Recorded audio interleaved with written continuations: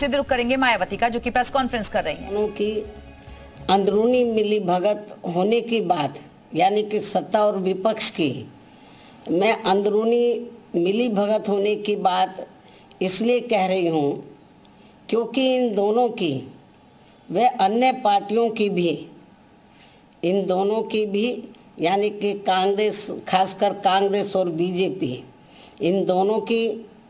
व अन्य और पार्टियों की भी जिन जिन राज्यों में सरकारें चल रही हैं, तो वे सभी राज्य सरकारें वहाँ के लोगों की, खासकर गरीबी, बेरोजगारी व महंगाई आदि को दूर करने में बुरी तरह से विफल हो गई है और अब उन पर से जनता का ध्यान बांटने के लिए इन दोनों की अर्थात सत्ता व विपक्ष की अंदरूनी मिली भगत से ही जबरदस्ती संविधान बचाने का नाटक किया जा रहा है, जिससे देश की जनता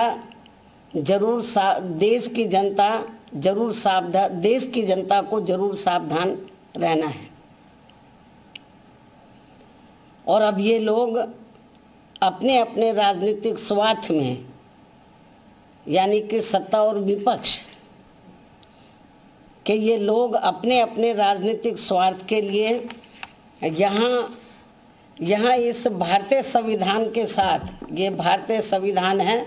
तो यहाँ इस भारतीय संविधान के साथ जो खिलवाड़ कर रहे हैं ये कतई भी उचित नहीं है। जबकि इन दोनों ने अर्थात सत्ता व विपक्ष ने अब तक अंदर अंदर मिलकर संविधान में इतने ज़्यादा संशोधन कर दिए, अमेंडमेंट कर दिए हैं कि अब ये बाबा साहब डॉक्टर भीमराव अंबेडकर की मंशा वाला समतामूलक, धर्मनिरपेक्ष एवं बहुजन हिताय वाला संविधान नहीं रहा है, बल्कि अधिकांश अब ये जातिवादी, सांप्रदायिक एवं पूंजीवादी संविधानी बनकर रह गया है। साथ ही अब सत्ता व विपक्ष के जातिवादी मानसिकता के लोग अंदर अंदर मिलकर यहाँ SC,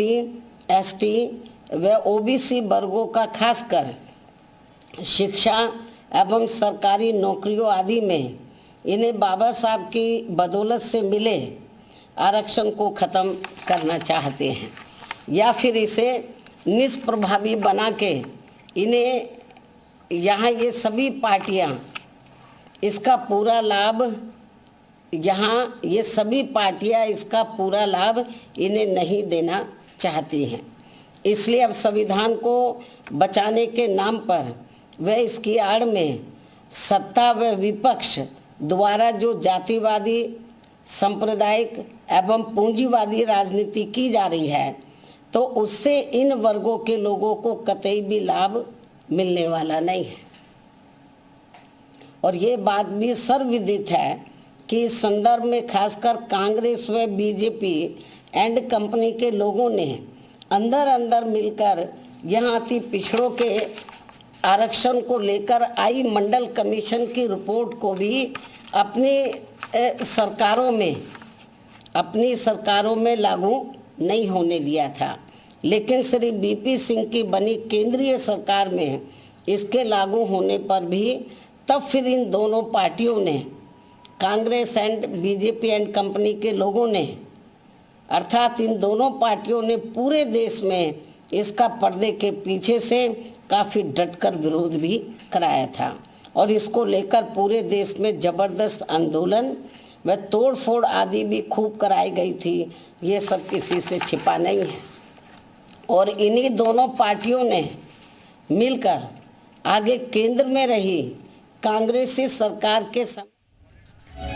तो बीएसपी अध्यक्ष मायावती को आप सुन रहे थे, जिन्होंने कहा है कि बीजेपी और कांग्रेस दोनों ही मिले हुए हैं और जनता को गुमराह किया जा रहा है। संविधान के नाम पर ये दोनों ही पार्टियां नाटक कर रही हैं।